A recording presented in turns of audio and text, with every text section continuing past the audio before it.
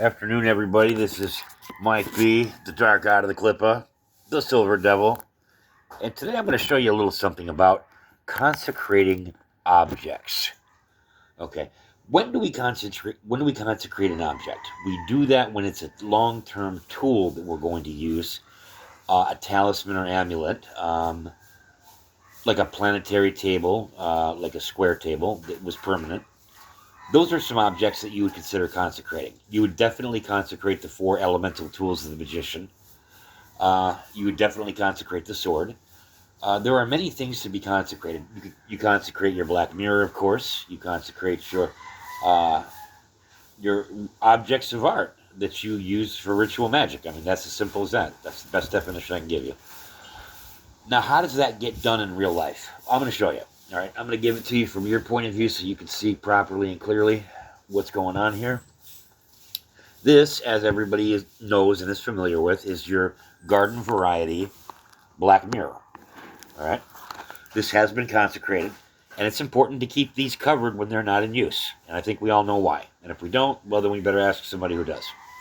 Now, the next step is the incense. Now, you have a lot of discretion with this, okay? I am choosing, in this case, to use Hem incense, which is the brand. I like Hem and I like Flute also, but I like a lot of different brands of incense. It's just I like the variety of Hem and Flute. I'm using 2 parts black magic and 1 part myrrh. Why? Because myrrh thins the veil between the spirit world and this world, number 1.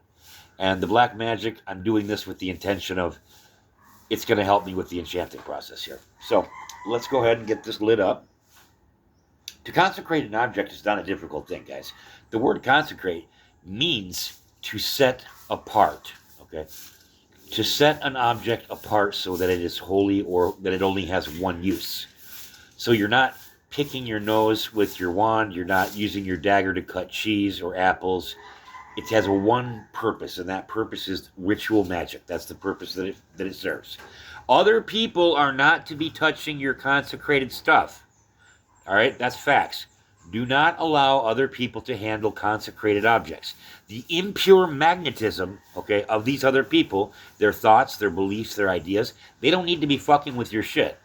You need to be fucking with your shit. That's it. There's nobody else. Okay. All right. Now that we've got that clear. All right. Yeah. Don't be letting other people touch your things like that. No. Let me break this down for you too.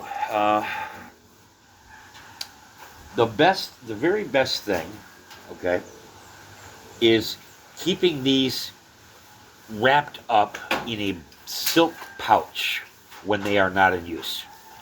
Most of us don't have access to silk pouches of different sizes that are going to work for that. So the next best thing is you just try to keep them covered, keep them in one place, keep them safe, like at the underside of an altar or the cabinet of an altar. That would be perfect, all right? As long as people are not casually handling these things, that's what matters. You should be like passed away, like if anybody's handling these. Like, that's the circumstances that it would be appropriate under. Like, oh, look at Grandpa's stuff. Grandpa just passed. Well, okay, that's okay. But if he's still living, no, don't do that. So, okay, the very first step here, we're going to light up. We're going to go ahead and light her up. I like to use the torch to light these. I don't know why. I just kind of like it. Oh, a little bit windy. Okay. Like the wind. All right. And here we go. Let me explain the process of consecration to you guys. The first step is attunement. We're going to be doing this with the wand today. All right? This wand right here in particular. Oh, yes. It's a bad motherfucker. Tipped in quartz. Now, you need to sleep with this object in your bed, under your pillow, like that. Okay, something like that in your bed with you for 7 nights consecutively. 9 is better than 7, but 9 is about where it needs to cap out. Okay. Now, the next step you're going to take and blood it. Bing, you're going to pop it. You're going to get a drop or two of blood. And I did mine along the spiral. And I did mine like this. blooded, blooded, blooded, blooded, bing, bing, bing, bing, bing, so that the blood evenly covered it. Now, you should be having tools that are good quality, like that have sealants and things like that, which mine do. So I can put blood on mine and it's not going to be a big deal. I can wipe it off the next day. But for consecrations purposes, you need to have that final attunement to blood. Okay. Now, the next step. We've got this. We've got our mirror. We've got our smoke. And we're going to do one more thing, and that is we're going to light a candle. All right? So, I'm going to try to set this up to where you can see properly. And this is just one method of doing this, guys. There's more than one way to do anything. I mean, this is the way that I like to use. This is a simple, easy way that works, that I know works. And I just, when you find something that works, you're like, fuck it, do I really want to fuck around and find out about things that don't work? I don't really have time for that. So if I find one that does work, I stick with it. And if somebody shows me a better one, then I adopt it. That's how I work. I don't know about you guys. Okay, so here's our candle. We got our black mirror. Okay, now we're going to light this candle. Okay.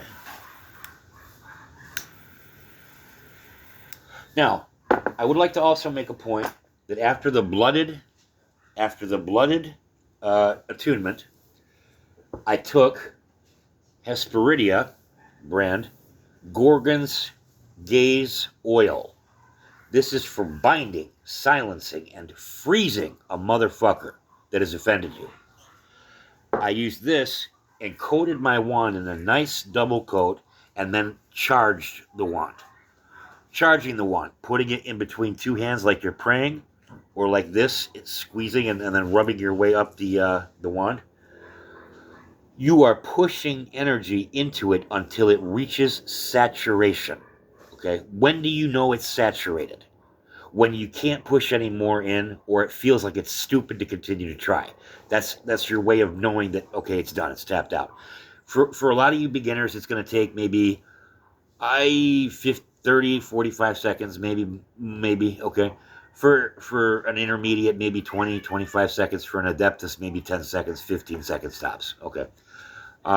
It's about how fast you can push, how deeply you can penetrate, and that has to do with the actual substance itself. Wood, stone, clay, metal, paper, blah, blah, blah, blah, blah. Each holds a charge to a different depth, and the resistance to said charge is different depending on the intention of the energy and the metal and the material being used. So, like if you're making a Solomonic pentacle, for example, and you're using gold to make a solar one, it's going to go real easy for you when it comes time to charge. The charge will flow into that gold very smoothly and deeply, all right? Now, if you were using paper holds about as much charge as like toilet tissue does. It's one use and flush. I don't recommend paper for almost anything. Even parchment, even cardstock, I just don't recommend it. It's not strong enough, and it doesn't hold a good charge. Bottom line, it doesn't hold a good charge. This is a bamboo shoot, and this is something I sanded down and worked and painted and did all that stuff to it. So anyway, so we charge it. Okay, that's that step. Charge, bing, push. When you're charging, guys, come on, let me break that down to you real quick. You're rubbing your hands together like this, okay? You give them that little space, and then you begin to push together and pull back, push together, pull back. You should feel the magnetic push and pull between your hands. If you don't feel that, then you fucked up. Do it again. If you do feel that magnetic push, now take your wand and stick it in between the two hands, push together tightly, pull back slightly, and then push with your soul, push with your heart, push with your breath, through your hands, through your palms, and into the object. Visualize it glowing with light and the intention that you chose to put in there. That's how you're charging. Okay, so now it's charged. Now it's coated with that Gorgon's oil. Why did I coat it with Gorgon's Gaze? Because that oil is like a superconductor for magical energy. When you anoint something with oil, it allows the energy to pass through with much, much less resistance and much deeper. There's much deeper penetration. So that's the reasons I use that. Now, I will say this product is superior to any other product that I have used on the market. Hesperidia oils are handmade in Germany by an occult apothecary. And these oils are just absolutely fantastic. The proprietor grows these under the proper lunar conditions, harvests them under the proper astrological conditions, and then processes them according to the formulas that are found in such books like the Magus or the Three Books of Occult Philosophy. That's how serious this shit is to this practitioner. Now us, we'll just be like, oh, I need sandalwood. Fuck it, I'll buy some sandalwood, bro. Yeah, well, that's we get about that kind of results. That's what we get when we buy that kind of stuff. This stuff is not cheap, but I swear to God, it's fucking 100 times better than anything else that I've used. So I just wanted to give that a quick shout out. Anyway, moving on. Okay. All right. Now we've got our charge. We've got our charged up here. We're gonna take and arrange our smoke so that we can see in the black mirror the light of the candle and the smoke. We are going to take this wand and pass it through the smoke of the incense and watch this process happen in the black mirror while we do it. Now, watching the black mirror, I do consecrate this wand that it may serve as an object of art in my practice. This wand represents power, versatility, strength, and the ability to focus my will. So mote it be. Now, this is a consecrated wand. Simple as that. It doesn't require a whole lot more than that, you guys. Why are we using mirrors and smoke? We're using mirrors and smoke because the black mirror is giving us a direct link to the other side. Every object that exists in the physical world also exists in the spirit world. This is why the ancient magi of the Persians would carry a silver mirror to remind themselves of the other side. So, I have just taken this wand and on the other side, astrally, empowered this bad boy. And now it's ready to rock and fucking roll. Now we give it a very fucking dramatic name like, oh, I think Frostbane is going to be the most appropriate thing that I think I can think of.